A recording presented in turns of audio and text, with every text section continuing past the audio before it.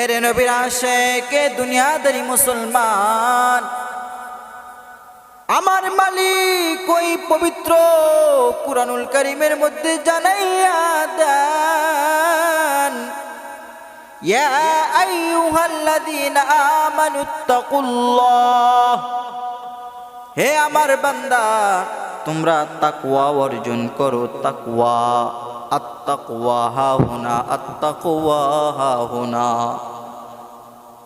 রাসূল করিম সাল্লাল্লাহু আলাইহি সাল্লাম তাকওয়ার ব্যাপারে এত পরিমাণ বয়ান করে গেলেন রে গোলাম, বুকের মধ্যে হাত রেখে তিনবার বলেন আত্তাকওয়া হাহুনা, আত্তাকওয়া হাহুনা।